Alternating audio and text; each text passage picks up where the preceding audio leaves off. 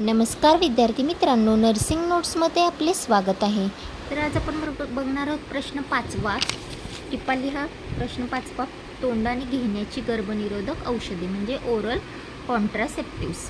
तर oral contraceptives ज्याला जन्मनियंत्रक गोळ्या असे देखील म्हणतात, ज्यामध्ये हॉर्मोन्स असलेली औषधे असतात जी गर्भधारणा टाळतात।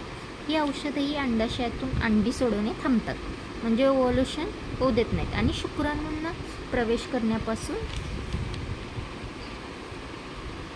रोखण्यासाठी गर्भाशयाचे आवरण आणि गर्भाशय ग्रीवच्या श्लेष्मामध्ये म्हणजे म्युकसमध्ये बदल करतात।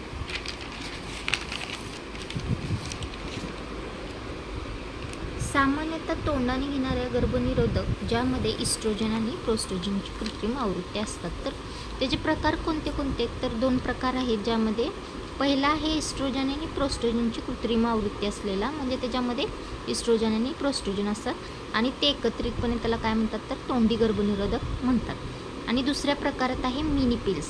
दुसरा कोणता प्रकार आहे? मिनी पिल्स, जे लहानशा गोळ्या असतात ज्यामध्ये केवळ प्रोस्टिस असते। तर तोंडी गर्भनिरोधक सहसा एका वेळी 4 आठवड्यासाठी लिहून दिल्या जातात। प्रत्येक पॅकेटामध्ये 4 ते 7 दिवसाच्या हॉर्मोन्समुक्त गोळ्या असतात। त्या आठवड्यातून किंवा मासिक पाळीच्या कोणत्याही दिवशी घेणे सुरू करू शकता। तर ह्या गोळ्या कधी घ्यायच्या? तर मासिक पाळीच्या म्हणजे पिरियड्सच्या कोणत्याही दिवशी या सुरू करू शकता, परंतु आधीपासूनच गर्भधारणा नसल्याचे सुनिश्चित करण्यासाठी प्रथम गर्भधारणा चाचणी करून घ्यावी लागते। तर या गोळ्या घेण्याआधी तर आपल्याला सोनोग्राफी वगैरे करून घ्यावी लागते, म्हणजे सोनोग्राफी किंवा प्रेग्नेन्सी आहे का नाही त्याच्यासाठी प्रेग्नेन्सी चाचणी करून घ्यावी लागते, जेणेकरून सुनिश्चित करता येते की ती व्यक्ती प्रेग्नेंट नाही आहे। मग ती व्यक्ती प्रेग्नेंट नसेलच त्यावेळेसच ह्या गोळ्या आपण चालू करू शकतो। फायदे, तर फायदे काय आहेत? गर्भधारणा रोखण्याव्यतिरिक्त तोंडी गर्भनिरोधक मुरमावर उपचार करता येतात। तसेच प्रीमेट्युअल डिस्फोरिक डिसऑर्डर म्हणजे PMDD लक्षणे दूर करू शकतात आणि मासिक पाळीतील पोटदुखीही कमी करू शकतो।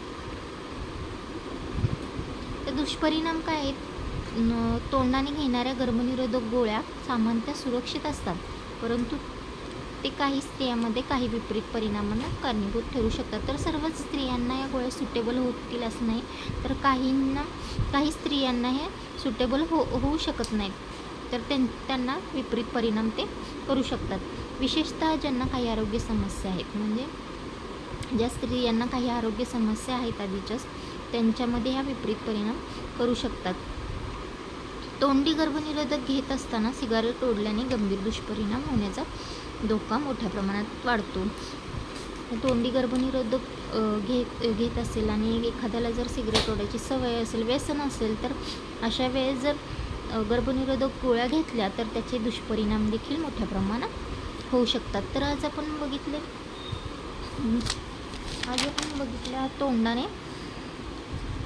तोंडाने घेण्याच्या गर्भनिरोधक औषधे टिपा लिहा। तर या पुढील प्रश्न पुढील भागामध्ये आपण लवकरच घेऊन येणार आहोत। तर त्याआधी माझ्या चॅनलला लाईक आणि सबस्क्राईब शेअर करायला विसरू नका। थँक्यू।